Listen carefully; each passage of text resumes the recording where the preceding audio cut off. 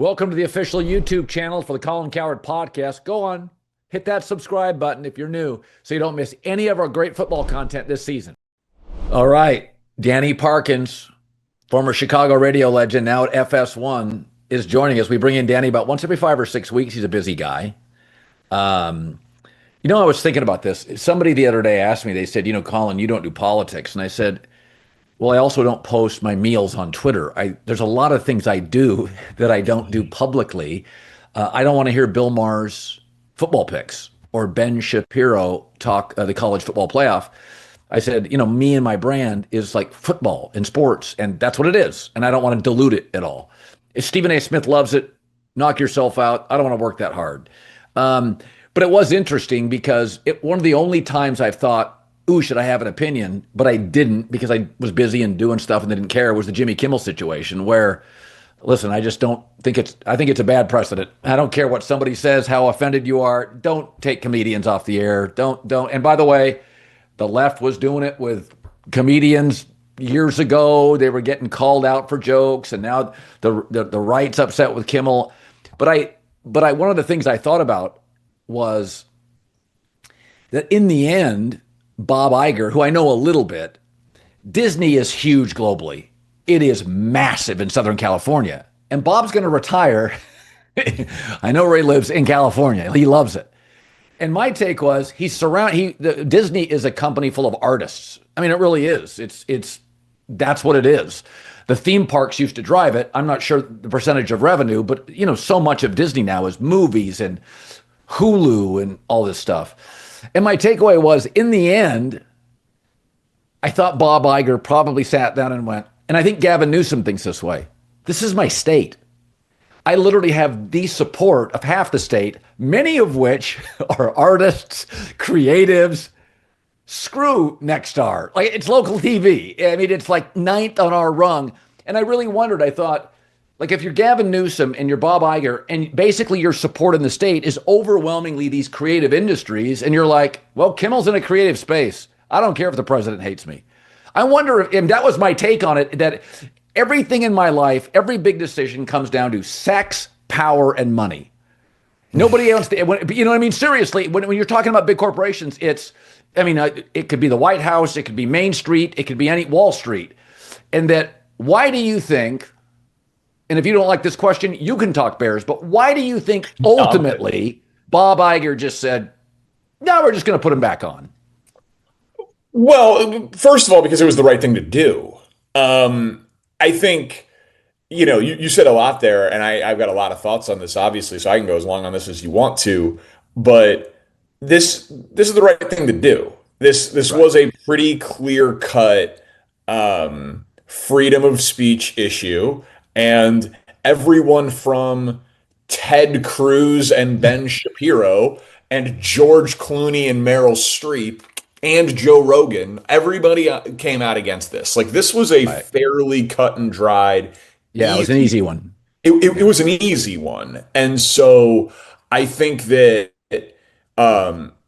when you see that reaction to it, I don't know how much credit I'm supposed to give you for like ultimately doing the right thing, because it was so it was so easy. So I don't think about that. Like, also, though, to your point about Hollywood and like being comfortable where you live, Kimmel is so popular in Southern California among the Hollywood elite, right? Like, his green room when he first started doing a show 20 years ago was like the Hollywood hangout.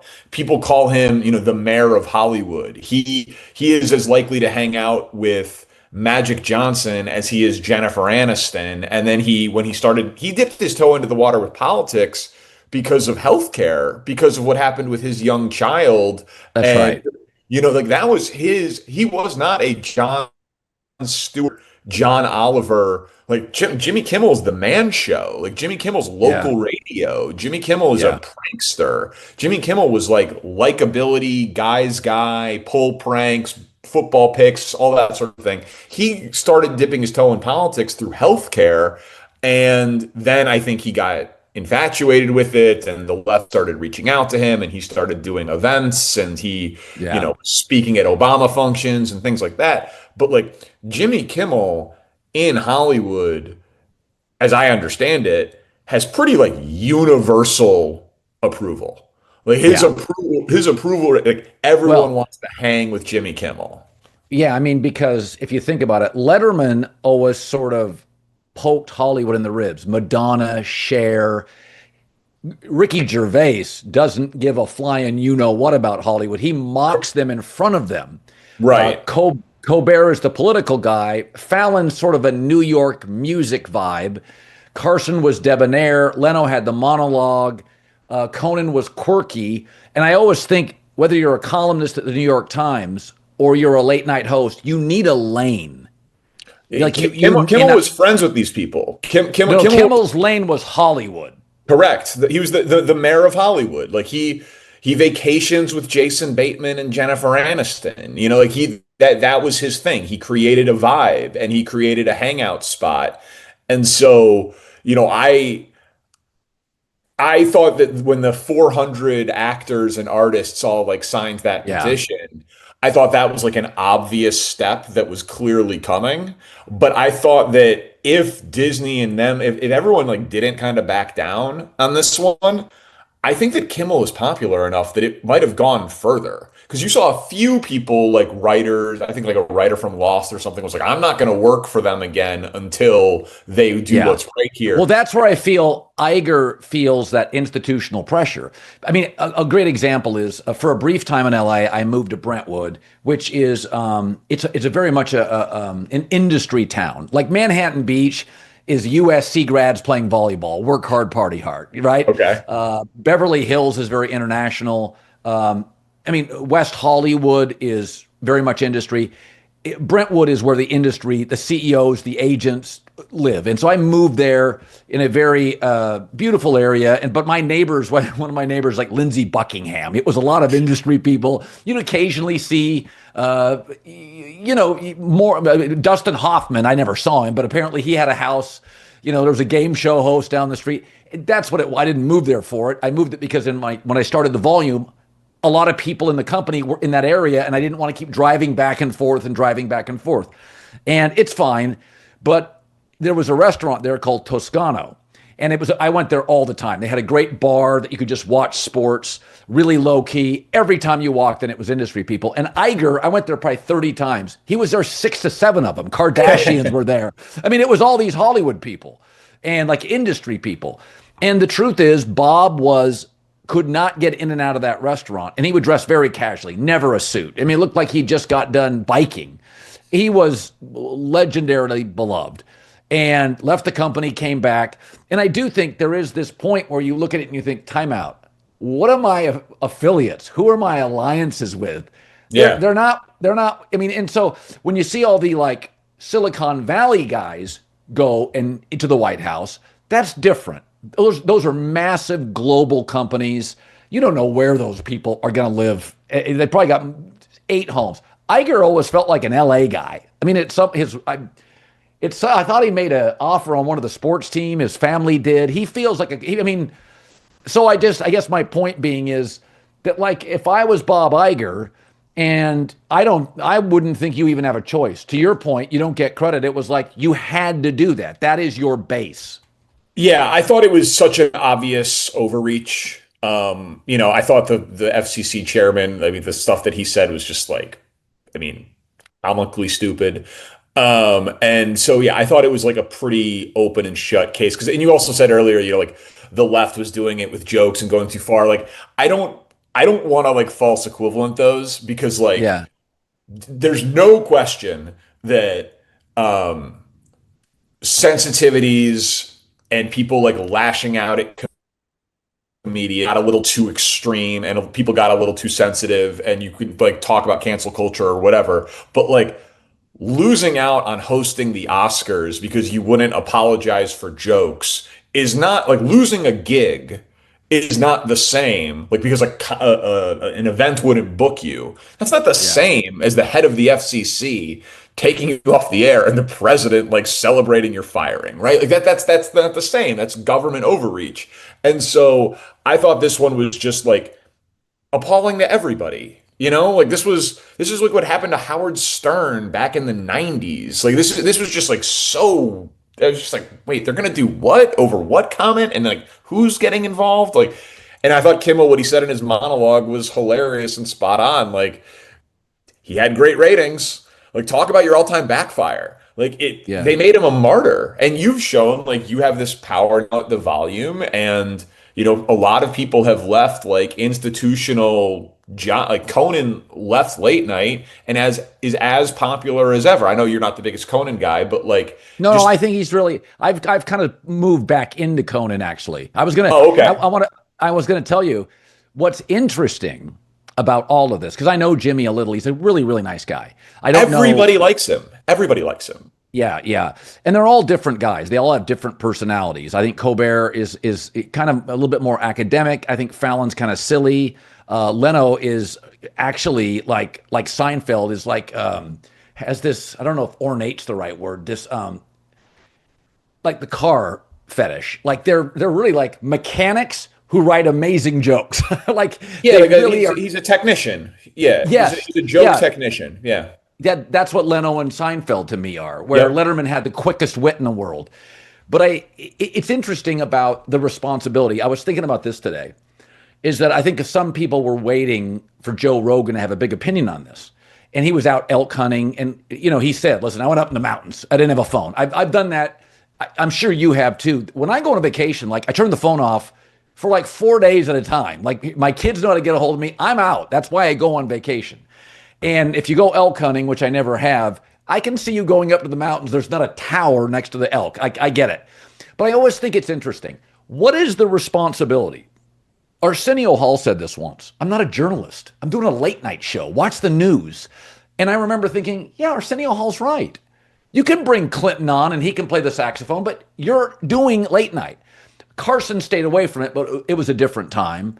Letterman would talk big stuff. It could be 9/11. It could be a heart attack. His best shows were during these gripping, authentic crises in his life or in the nation. But there's been this sense that Joe Rogan has a certain responsibility because of the size of his audience. And I always think to myself, okay, podcasting isn't even governed by the FCC. I'm having a Green River whiskey podcasting. I would be let go at any other network drinking on the job. I don't necessarily think popularity means you have a responsibility. I don't think Howard Stern had a responsibility to talk politics. This is where I'll defend Rogan. Rogan is bizarrely curious. He knows more about dragons than I do about my kids. Like he cares about stuff I don't care about. But I think he's so wildly curious that he's kind of a fascinating listen. And my son doesn't politically always agree with him, but he talks about space and aliens and lizard people, and it's just whatever. Yeah. Do you think there's a responsibility? I don't have it for politics. I do have it for sports. Do you think there's a responsibility if you have a large audience to comment, to take a position on big political issues? Today's show is brought to you by our new presenting sponsor, Hard Rock Bet. Football steals the show this time of the year, but this is the last week for teams to punch their ticket to the baseball postseason. Who's in, who's out?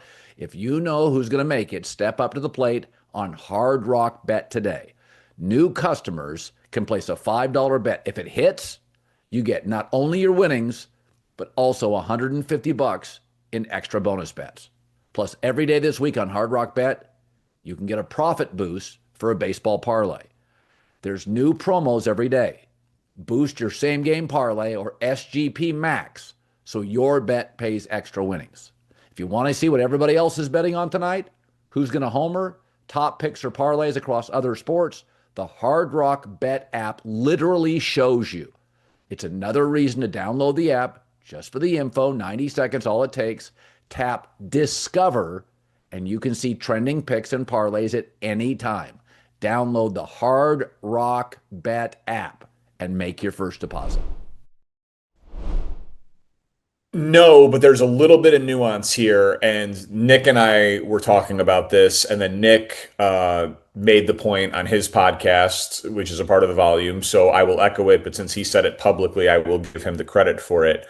I did think that Rogan eventually did owe his audience a comment on this issue Yeah, because so much of what Rogan has talked about was free speech and right. cancel culture. Like that was a part of his brand, defending comics, defending cancelizations, being I mean, the guy platforms a lot of people and is like everyone's opinion is welcomed. And I thought some of the things that Rogan has done in the past, I disagreed with. Like I don't think that Alex Jones deserved Joe Rogan's platform. Right? Same, same. Right? That So was the like one guy I'm out on. Yeah, correct, right? And no, that's obviously the most extreme example, but I'm using it to make the point that Joe Rogan's defense of that, as I understand it, was and continues to be everyone deserves a voice and everyone's voice should be heard. Well, if that's your thing, and that is undeniably Rogan's thing, then when an actual First Amendment free speech overreach happens, I do think you owe it to people to be on the front lines of that conversation too. yeah, Because if he would have just been like, you know, the joke wasn't funny and broadcasters have a right to pull licenses and it is FCC, it is public airwaves. So, I guess tough shit. I would be like, well, hold on a second. Are you just doing this because you like shaking his hand at UFC events? Like, because a lot of those podcasters in the run up to the election who were comedian, North Star, free speech absolutists yeah, absolutely were a part of that campaign. And yeah, so I think that it is good. For the most part, I have seen all of those guys, Theo Vaughn, Andrew Schultz, yeah, like right of center politicians who had politicians on in the lead up to the election. I think universally they've come out in support of Jimmy Kimmel, who I don't think any of them would say they think is that funny. And I don't think any of them would align with him necessarily politically. But yeah, on the free speech issue, they have been consistent. So, yeah. as someone who loves comedy as much as I do and journalism as much as I do think those guys on this issue owed it to people. But I don't think because Rogan has a big audience, he owes it to us on every issue. Yeah, I'm not a free speech absolutist. Bill Maher always says he is. I am not. I Right. think you have to. I think the bigger the platform, you have to earn your way on. I think you just saying anything idiotic that's hateful, I'm not going to put you on any of my platforms. So I'm not a free speech absolutist. Although I do think Maher, as a broadcaster, is more compelling and interesting by bringing on people who are polarizing and disagree with him. I think that's just better television than being in Yeah. an echo chamber. Yeah, I think Maher is the one that he has endured for the last 30 years. And I think one of the reasons is I like the sparring of it. He's brought a couple people on I would not, but I'm not a free speech absolutist. I think you earn the bigger the platform, you earn your way on it. And there are, and for the record, there's people I wouldn't bring on left and right. I think they're fringe. I'm not a big fan of fringe. But again, I view myself as a moderate to an independent, left socially, right fiscally, and so I try not to let it get in the way of what I think.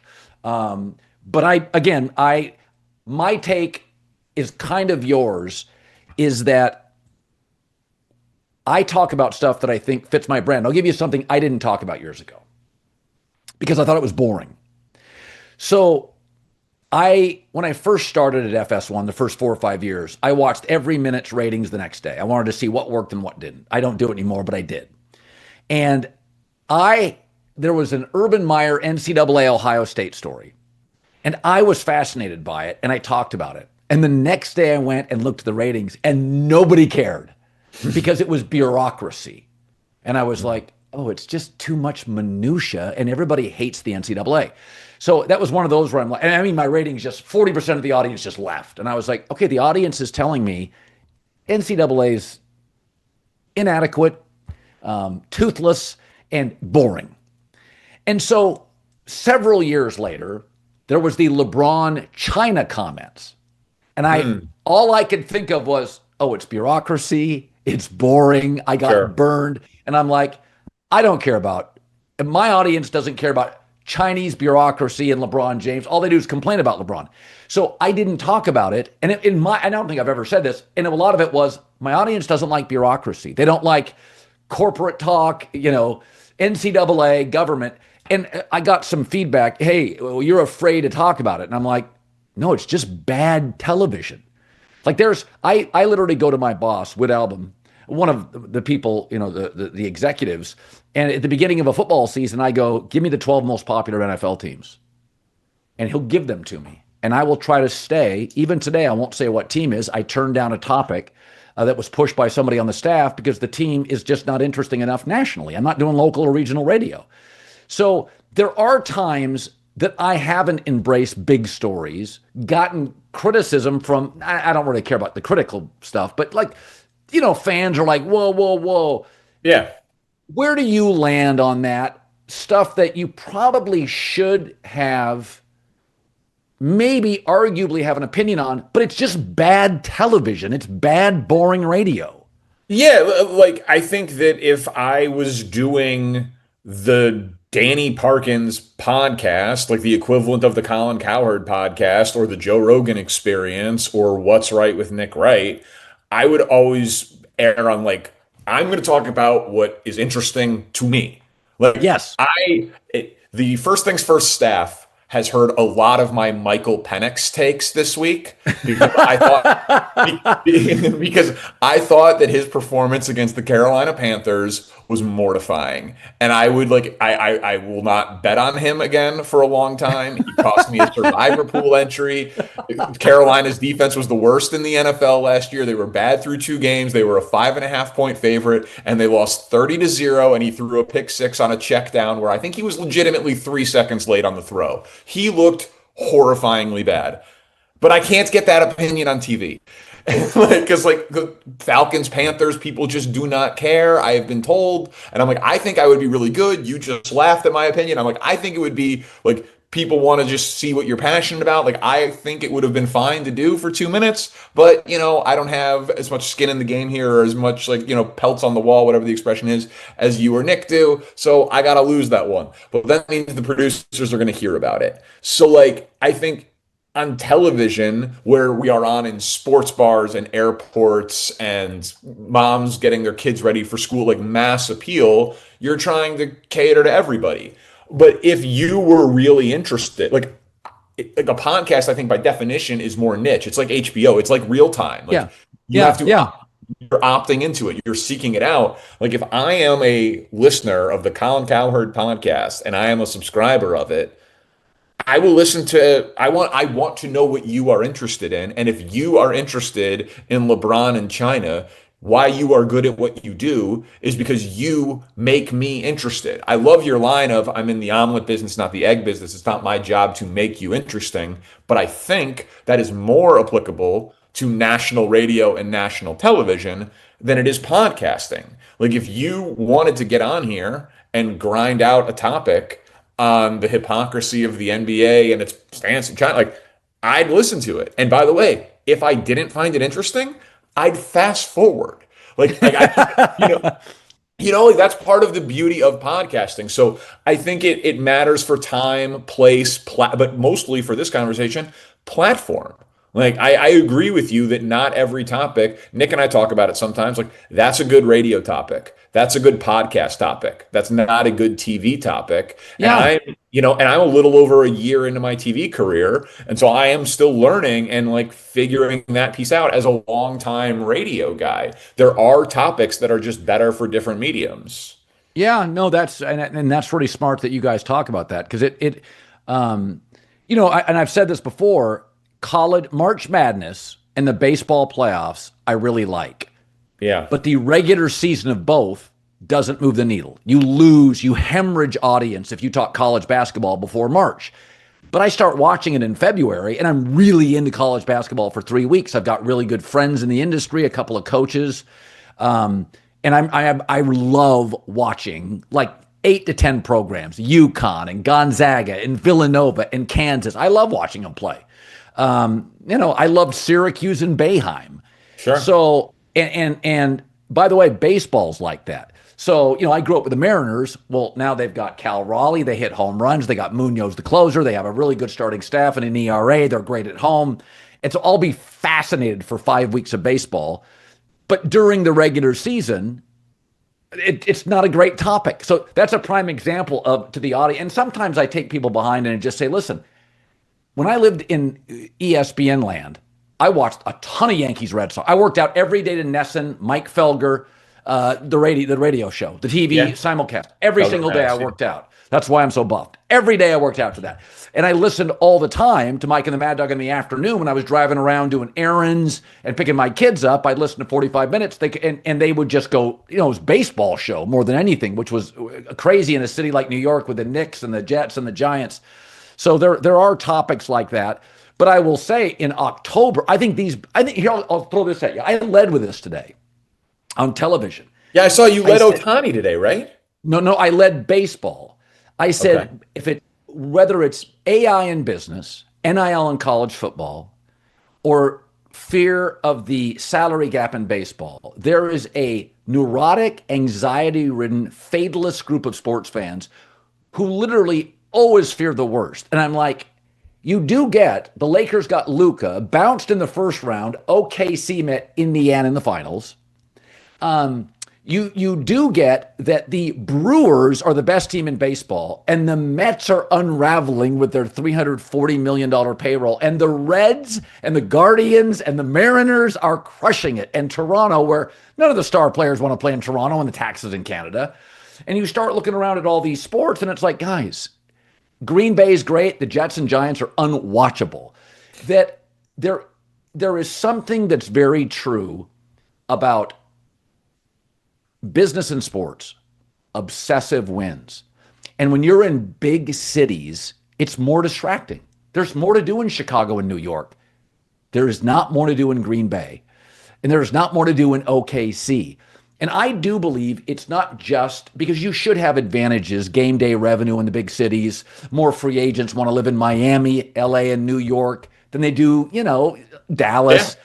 That I think in cities like Dallas and New York and Miami and Los Angeles, it's more distracting, not just for the athletes, for the executives and for everybody. And I guess my whole point is what I love about baseball. I think it's been an unbelievable year for baseball. That all these small markets, that all these sort of can't compete with the bigs. I mean, the Dodgers they're unraveling. Their bullpen's terrible. I think it's been an unbelievable baseball. If you asked a commissioner, he'd go, I want the Cubs, the Dodgers, and the Yankees to be good, but not too good. I need two small market teams, one in the Northwest and one in the middle of the country. Like every team except the Braves that you would want to win is winning. Have you paid more attention to baseball this year because you're a Chicago native? Well, I've been using my JLAB headphones for a couple of years now. And they're still like brand new. They have great, amazing battery life. So JLAB engineers products for every move, for every mood, for every you. So JLAB believes in amplifying every version of you through superior auto technology. So they've got innovative design, great value, by the way, really fairly priced. So I use the J-Buds Lux over-ear headphones, comfortable, longest playtime, active noise canceling. So I use them whenever I fly. I just put those puppies on, and because I love to sleep on planes. And so if there's a crying baby or somebody that's talkative, I put those puppies on. If you're hanging out in the backyard, you could have the J-Buds party speaker, splash-proof LED lights, can sync up to 100 for the ultimate party. So customize your sound and the lights in the app for everyday errands. Walk around the office stuff. There's the Epic Pods ANC. So again, super sleek, comfortable, long battery life. All JLAB products in the blue box. You can get them at Best Buy, Walmart, Target. I find them in airports. Or go to Amazon or JLAB.com today. Yeah, listen, I love the Cubs, and so when I did local radio, we were doing baseball all of the time. I do agree that some of the story, like Cal Raleigh, to me, he should be the MVP. Judge is amazing, but those power numbers as a catcher playing every game is stupid. I've asked like a few baseball players about it, and like to a T, they don't talk about him like he is Otani, but they talk about it like in the same level of like, I didn't think it was physically possible for a catcher to do that. You Well, know, Piazza, Johnny Bench, Pudge, and Cal Raleigh. It's like it wears you out to be catcher. correct. So to be catching that number of games and hit that many home runs for a good team is just awesome and preposterous and an amazing story. And it probably should be getting more attention, though it is obviously getting plenty of attention on MLB Network. Um, I since leaving, like I did not love the local radio um day to day of baseball because it was always hard for me to put any significance on any one game because like Yeah. my math brain just didn't allow for it. That is, it was just like a I my the guy that my co-host was a huge baseball guy, my producers were huge baseball guys, and I was like, guys, I am a huge baseball guy too. I just like more like storylines, playoffs, macro, like is this Well, it's organization also it's an event culture, and the audience is they're distracted. Like baseball is a hard sell in the regular season. right? But like in May in Chicago, when the Cubs are off to an amazing start, like they're the biggest deal in town, and there's nothing going on with the Bears or the Bulls, and it's like it's kind of like in local radio, that's what you're doing.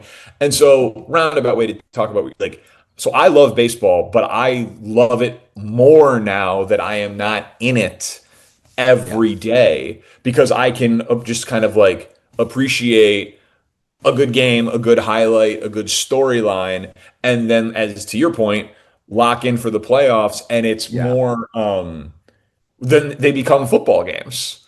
Like Right. the reaction or right, like it each game obviously matters way more. Each Yeah. decision is like truly fascinating to hyper analyze and magnify because like in the regular season it's like ooh that was a questionable lineup decision or he should be batting there or that was a weird bullpen decision. It's like well we're operating with such incomplete information. Was the guy healthy? Are we playing the long game? Are you just trying to get this guy a spot? What was the reason for like it? But it's one of 162. It just, the actual result of the baseball game doesn't matter that much. Like I need we consume so much sports that I need there to be stakes attached to my sports. And it just doesn't feel to me like any one regular season baseball game matters all of that much. So I'm with you that the stories have been great, but I personally prefer it from the national level because I can zoom out a little bit. Yeah. The Now that you live in New York, Yeah. so and I spend 80% of my time in Chicago. I still go to LA regularly. Still have a lot of friends, and I still love going. And I'm not one of these. I hate LA. Listen. I've lived a lot of places I like. I love the East Coast. I really love. I never thought I would, but I mean, June 1st to October 1st, maybe October 15th. If I could, I'd live in the Northeast. I think it's the most beautiful place in the world. The beaches, the fall foliage, it's amazing. Um, I will say Chicago is radically cheaper than Los Angeles on like 13 different fronts. It's unbelievable how much more affordable Chicago is. Like having a beer, I mean, having a chicken sandwich at a food truck, like going out to eat, like I miss rent. it. I miss It's it. now you've gone from Chicago to New York. It is unbelievable. You've gone from a city with bad owners and mediocre sports to a place that's worse. It's impressive. it, I mean, it's incredible. What's the difference for our audience between a Chicago sports fan who you talk to every day and a New York sports fan that you can hear every day on radio or TV? Yeah, I mean, listen, New York sports fans take a tremendous amount of pride in their booing and their anger. Like I would always say, because I too listened to Mike and the Mad Dog when I was in Syracuse, they would be on the Yes Network, and I was a sports radio dork, and I consumed it from then, and then I went to school with all of these kids from the Philadelphia area and the New York area and whatever. And as much as I love Chicago. I do think that there is kind of like, in terms of like tough fan bases, there's a big three, and it's New York, Philly, Boston.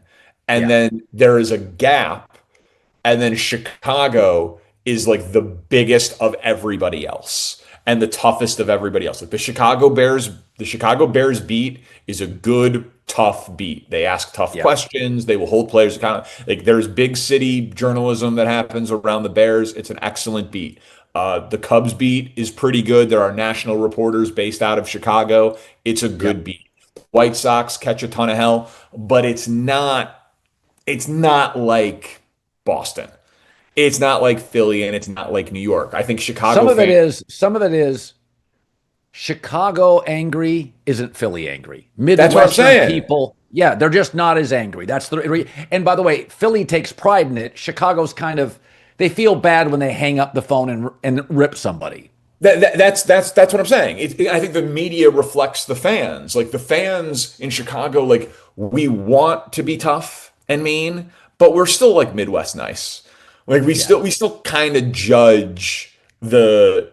We want you to when you hold the door open for someone like not to be surprised. Like New Yorkers are like, what are you doing? Like, do you work here? And so I think that there is some. That's it's a cliche, but I do think that there is like a noticeable difference, and it's not just New York, Chicago. It's like New York, Philly, Boston, everyone else. And so that to me is the biggest difference. But you are 100% correct that God is there bad ownership in both cities. Like Oh, it's oh, it's wild, and that's why though. Like, listen, the one I use is like the Bengals were the Bungles before Joe Burrow got there. Like it can change. The Chiefs did not win a single game with a quarterback that they drafted, not a playoff game, a regular season game between Todd Blackledge and Patrick Mahomes. They won games with Alex Smith and Joe Montana and Trent Green, but like Brody Croyle, who they drafted, he went 0-10. Like yeah. so, like a player can change it. Now you got to be unbelievable, and it is harder to change the culture and the institutional failures, and you're paddling upstream and all of those things. But like, if Caleb is that guy, he can change it. If Derrick Rose would have been 4 inches taller and had better knee ligaments, like he could have changed it, you know? So I do think that like ownership matters a ton, but you great management can overcome. The Cubs were terrible forever. The Tribune Company never spending anything, and the Ricketts family, they make a ton of money, but they don't spend like Steve Cohen or some Right, of right. like what the Cubs make they put back into the team. But when they had Theo Epstein running the show, they won the World Series. He's the greatest baseball executive of the last 30 years. And now they're pretty well run and they've been consistently good for a while. And we'll see if they can get another one. But so I think that ownership can hold you back, but you just have to be truly special to overcome it. Hey, so we all make mistakes, but owning up to them is the right thing to do. So, Degree Cool Rush deodorant, right? Well, last year they changed the formula and it did not go over well with their fans. So, Degree's whole thing is it turns up the sweat and odor protection when you turn up the effort. And good thing it does because Cool Rush fans really turned up the effort to bring the original formula back. One guy even started an online petition, and Degree listened. They admitted they effed up. They're bringing back the original Cool Rush scent. They're bringing it back, and it's exactly how you remember it. Cool, crisp, and fresh. It's back in Walmart, Target, and other stores now for under $4. There's a reason it's been the number one men's antiperspirant for the last decade. It's the same reason why people were not happy when it changed. So if you've never tried it, it might be a good time to see what the fuss is about. Head to your local Walmart, Target, and try the OG Degree Cool Rush for yourself. So, and I'm going to let you think about this Okay. while I give you mine. So, have you ever had an especially strident position? And for a variety of reasons, perhaps in my opinion, it's a cultural change, you go the opposite way. And I'm going to start with mine. And I thought about this.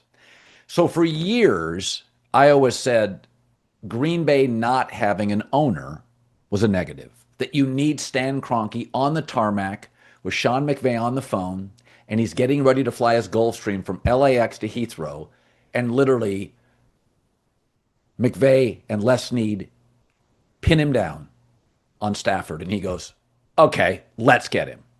You don't have to go through a board. You don't have to gather people around like in Green Bay. And, Mark Murphy had to answer to people. And so for years, I always thought, what a negative for Green Bay. They can't walk upstairs. I've always said one of the strengths of Fox over ESPN, ESPN's a massive company. It's like the Marriott chain. Fox is like a boutique hotel. If I really needed something, I would walk upstairs, and I've done it maybe once, and just ask Eric Shanks, Eric, this sucks. Can we do this? Or, hey, Eric, I'm not comfortable with this. What do you think of this? And if he's there, he would just say, oh, that's a good point. Let me get it on the phone. And I don't do it much. I've probably done it twice where I've said, hey, can we do this? One of them was like, well, I won't even get into it. It was kind of a thing for the staff I wanted to do. But you can get an answer and get it solved very quickly. Sure. And I don't have a lot of, I don't have to do it much. I think I've done it twice in 9 years. It was just something I'm like, God, this feels weird. Let's not do this. You get an answer. Packers never had that. Then something happened. And I really noticed it over the last 2 to 3 years.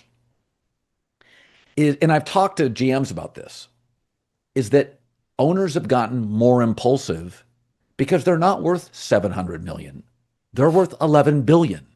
And so they have no problem writing a $68 million check to get rid of both coordinators and the head coach. They don't care. And when they're around their buddies who are millionaires, probably not billionaires, they're giving them shit when they vacation with them. Like, your coach is an idiot. This quarterback's a bum. And, it's a bit of a billionaire echo chamber, and they lean on the GM and they lean on people, and they just are crazier. And so Green Bay now, I believe, has a huge advantage where they don't answer to any impulsive owner. They basically have really smart president, really smart people in the front office. They tend to be patient with quarterbacks. I do not believe you can draft a first-round quarterback and sit him for 3 years twice. You can't do that in any other city except Green Bay, the masters of the most important position in the National Football League, increasingly so over the last 15 years. So that's my sports take, where I was like there, and I have pivoted to the other side, and I think Green Bay's ability to have multiple year patience is unprecedented in this sport. So the Green Bay thing is a little sensitive for me because my dad's whole side of the family are cheesehead Packer fans. And I've had to deal with this for my entire life. And I always would say, to my brother, my older brother was a Packer fan, and my dad, and, rest in peace to both of them. But I would always say, I was like, you guys don't know how the rest of us live. Like, you guys get going from Favre to Rodgers to Jordan Love. Like, I remember when Rodgers got hurt and Brett Hundley had to play for like 6 games. They were like, oh, I was like, 6 games? Try 16 years. Try like, the 80s. Yeah. Like, the game that Caleb Williams had against Dallas, a Bears quarterback has not done that. 4 touchdowns, 0 picks, 0 sacks since Rex Grossman in 2006. And before that, it was Eric Kramer in 1995. And then before Eric Kramer, it was 0 times. like that's the entirety of the list. And so the fact that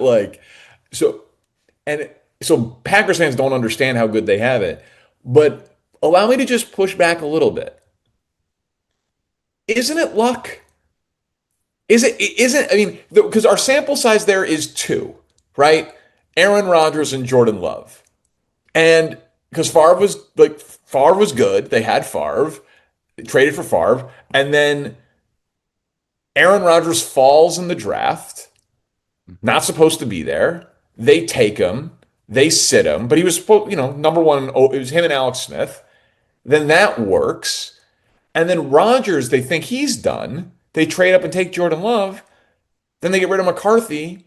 LaFleur comes in. All of a sudden, Rodgers is winning 2 more MVPs. The plan wasn't let's sit Jordan Love for 3 years. The plan was, we don't know how much longer Aaron Rodgers has. And then a new coach kind of injected some old man life into him. And Jordan Love was sitting longer than they initially thought when they drafted him. If they thought that Aaron Rodgers was going to be an MVP, they would have drafted T. Higgins instead of drafting Jordan Love. So and by the way, it was multiple presidents. Back then it was Ron Wolf, right? It's been multiple And general Ted Thompson. And Ted Thompson, yeah, multiple presidents, multiple general managers. Like I don't just believe that like inherently because they eat bratwurst and they have no owner and it's green and gold that they have just like that they just have this ability that like if Mark Murphy went, and it's a new president now, I forget the guy's name. But if he became the president of the Jaguars, I don't think that the next Jaguars quarterback would be Aaron Rodgers level good. Like I think they have Okay. gotten, I think they've gotten lucky twice, and it Okay. annoys the hell out of me. Football season's here, and if you want to go to an NFL or college football game, Game Time is the place for you. The Game Time app just gives you the advantage back to you, the fans. It's a hack for unlocking amazing tickets and experiences in a few taps. I love it.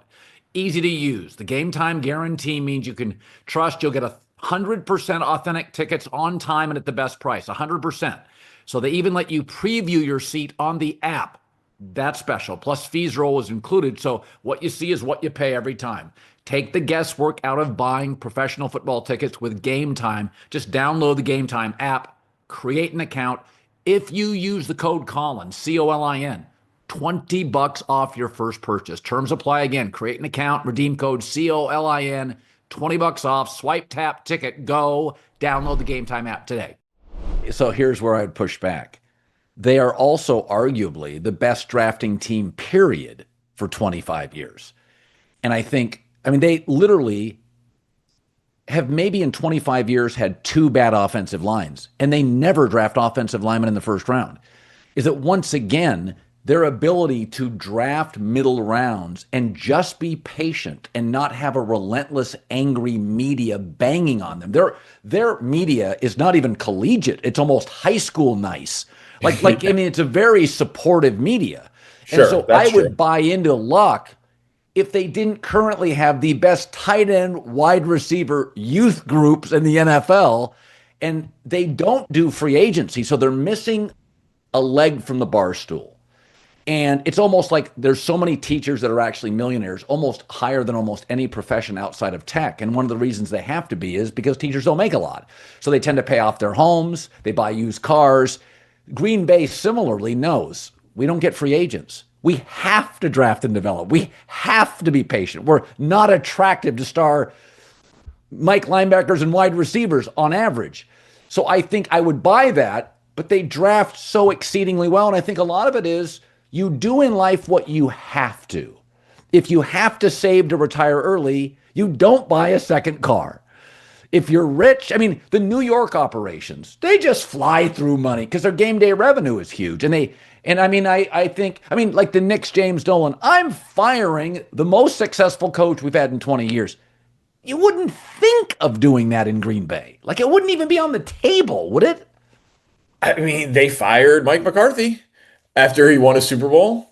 Now, not right after he won it. Obviously, he needed And to he give. struggled the last year and a half, 2 years. He struggled. Yeah, but Mike Tomlin's hasn't won a playoff game since 2016, and they've kept him there because like the Steelers ownership group believes in continuity of coaches.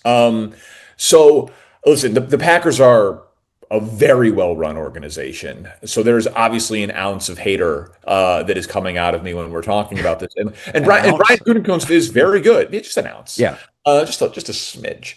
Feels like 16 ounces. It might be 16. 40 proof. It might be 40 proof. Exactly. Can you pass me some of that whiskey, by the way? It looks delicious. Ed Policy by the name is the new Mark Murphy, the new Ted Thompson. I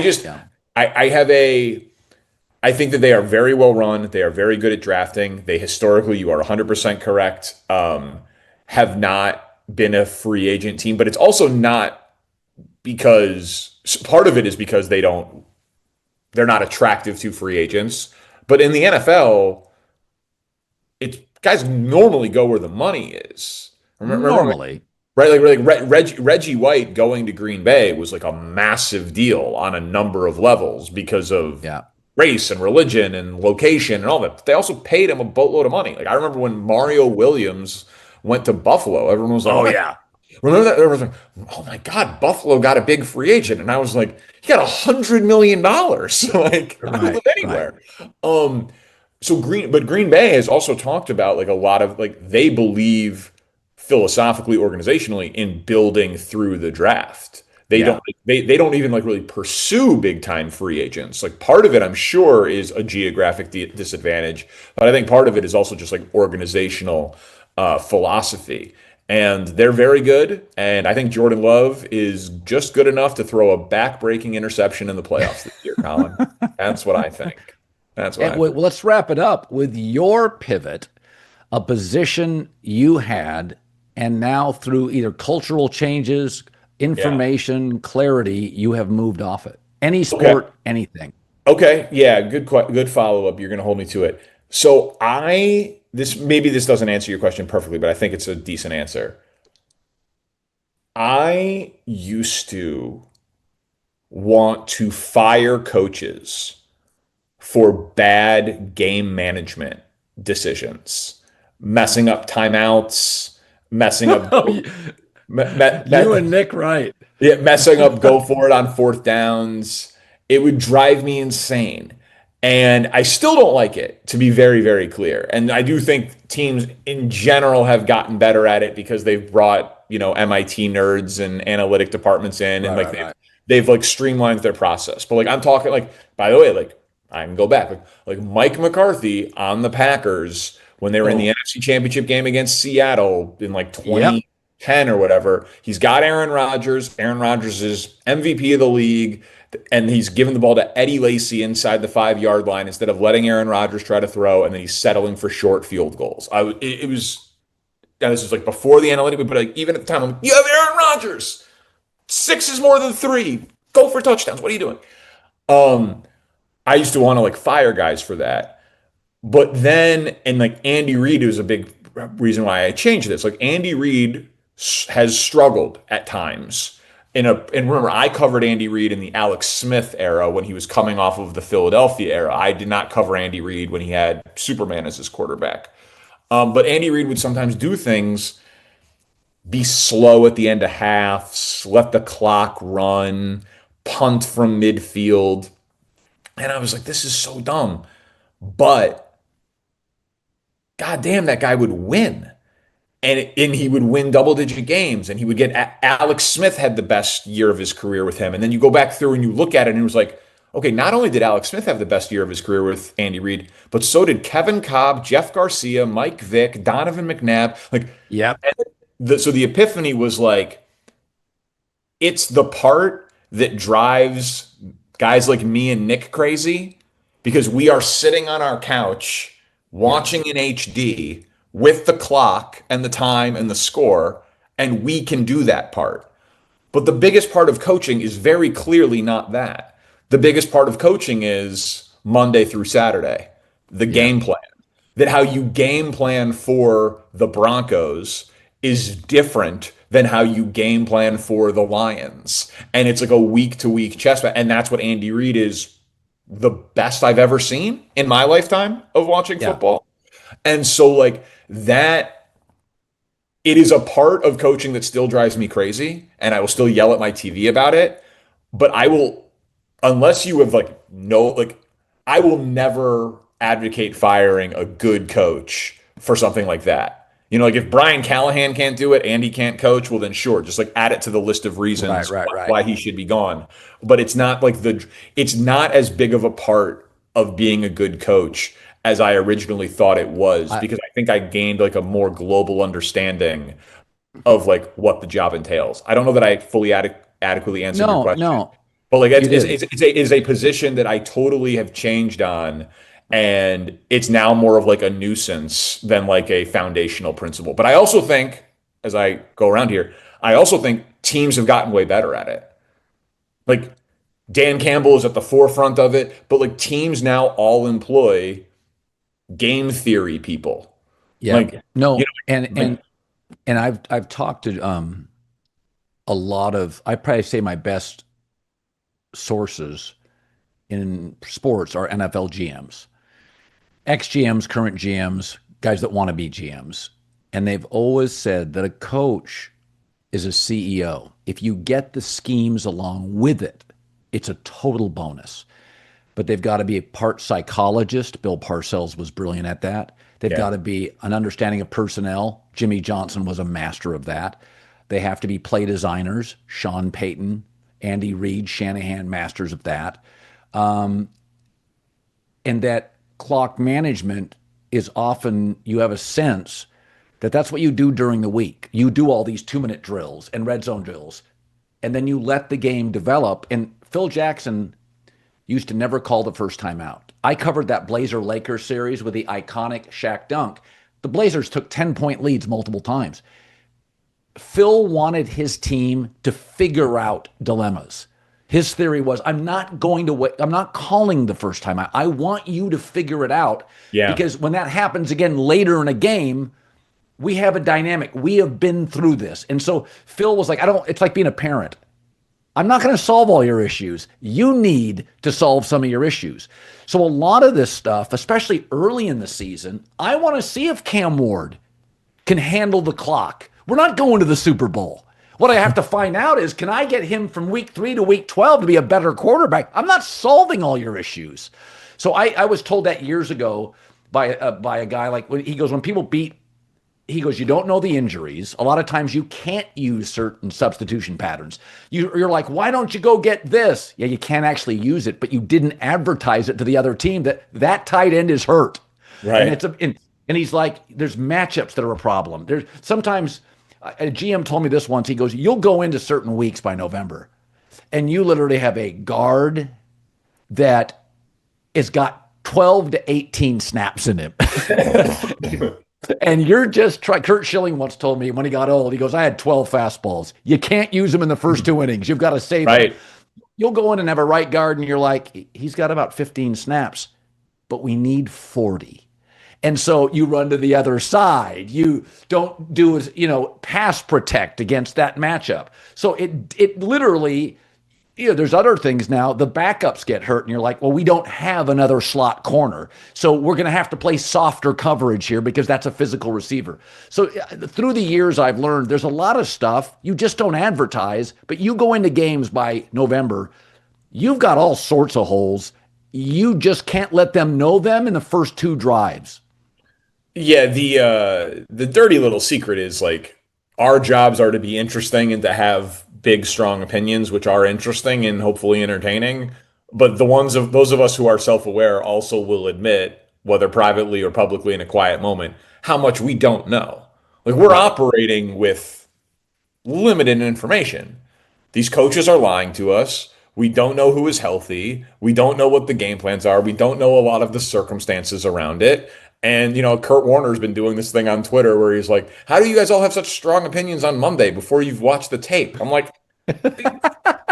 because that's when the show starts. Like, what do you mean? Like, that's when the show starts. We watch the game. We just do as best we can. We talk to the people that we can talk to. We do the stat work. We do that reminds me of the there's a moment. Theo Vaughn has a podcast he calls This Past Weekend. Yeah. And he had a guest on. And it's an actor that's very popular. And the actor goes, where did you come up with the name of that? And he goes, well, my first show was on Monday, so I named it This Past Weekend. And the guest is like, he's like, that's actually brilliant. And he's like, well, that's why I named it that. It was a Monday pod and This Past Weekend. And it's the same sort of thing. Is the one thing about our business. There used to be, I think his name was Frank Rich. He was a brilliant writer for the New York Times. Brilliant. I think he was my favorite columnist in the history of the country. Oh, wow. I think he went on to write Vice. He went from the New York Times. I think he covered Broadway. He became like the Sunday columnist. I think he was writing 1 column a week, Frank Rich. 1. I would read it every week. A lot of great columnists. He was next level. And I remember his final column, he said, what I really regret, and remember, this is 1 column a week. I do 3 hours a day. He said, sometimes I was forced to have really strong opinions, and I just didn't. And I'm like, on 1 column a week? Unbelievable. But the truth is, he's right. Like, not every week you have this volcanic emotional eruption over an issue. Now, Trump, I do think historically makes it a little easier if you're not a Trump fan, right? In our political country, the tribalism, it's easier now than it was like when he was writing the column 10, 15 years ago. But that's one of the things in our business is urgency. I try to make stories urgent. I'm not saying something I don't believe, but you do have to create a sense of energy and urgency. You can't go monotone and go, here's another story. Yeah, right. By the way, Frank Rich Veep, which is an incredible comedy, by the way. I did not know not that. Vice, Veep. Yeah, I don't know if you've seen Veep, but that's Oh, amazing. of course. Yeah, Yes. the one of the great insult comedy shows ever. So inappropriate. Some of the things they've said, I'm like, how do you? HBO, baby. HBO's how you get away with it, man. Are you kidding? Yeah. So yeah, he's Veep and Succession and a New York Times columnist. That's awesome. He's the best columnist I've ever read. And I mean, it was like The Sopranos. It was must read on Sunday or must watch. Not that much does it for me. Now with streaming, my wife's trying to get me into this Jason Bateman show with with Jude Law. I haven't started it yet. Jude Law. Yeah, and I said, God, it's like 6 episodes. That's such a commitment. God. Yeah. I watched the Charlie Sheen doc that was 2, and that was enough. And I mean, I barely got through it because he was such a hazmat spill. It was exhausting. Yeah, I watched episode 1, and I haven't hit play on episode 2. It's a long, slow trainer. Have you done The Studio? Did you watch The Studio, the Apple TV show? Okay, so Hollywood loves Hollywood. Yeah. And the last 2 Emmys, a show about Hollywood is one. So Yep. I watched an episode. I didn't get the inside jokes. I am not anti-Hollywood. I watch the Oscars. I like movies. I go to the theater still. I've got a deal with Hulu ABC now I'm doing. Yeah, congrats. I have another deal. It'll be, we just got our first script done. I like it. I'm fascinated by it. I don't get it. I feel like an outsider, but it is, what was your question? I forget. No, if you'd seen The Studio. I watched Studio. I watched the first episode and I didn't get a lot of it. It was a lot of esoteric stuff and I just didn't get it. And I thought, okay, they're talking a mile over my head. I didn't understand. Now I watched years ago, there was a movie called The Player, which was similar in its stylistically how it was kind of an inside joke. That for some reason I didn't get The Studio. Okay, yeah. I mean, I love Seth Rogen, and so I thought the show was shot beautifully, and so I thought it was hilarious and really well done, and it got better as it went. So I was just going to recommend it to you if you hadn't seen it. There's some seriously hilarious cameos in it, and it's absurdist comedy, but it's also shot beautifully, cool cinematography. So I dug the show. So I watched the first episode. I didn't go to a second. So you're saying it gets better? Absolutely. And I think, I don't know if 23 Emmys is, that seemed a little much.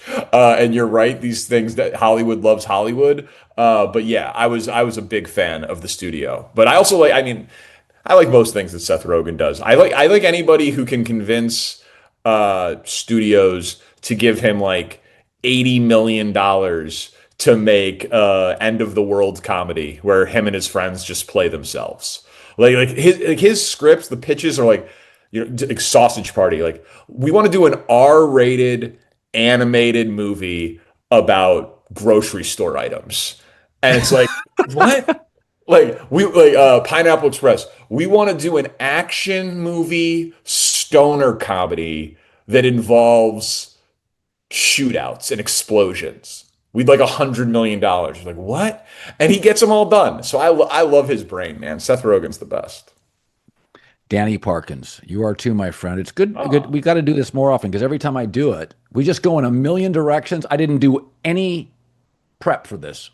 That makes 2 of us. Yeah, you call me every 5 or 6 weeks, and I'm a little insulted. I want to come on more. So anytime, let's do it. I don't bring Nick Wright on as much because hired him. Poker, I hired him. That's a good call. Like I got what I want. I don't need you anymore. Yeah. I realize what happened there. Yeah, you now have what's right with the little V next to it, and so you don't need to bring him on anymore. I'm happy to fill the void. Happy to. Thanks, buddy. Yeah.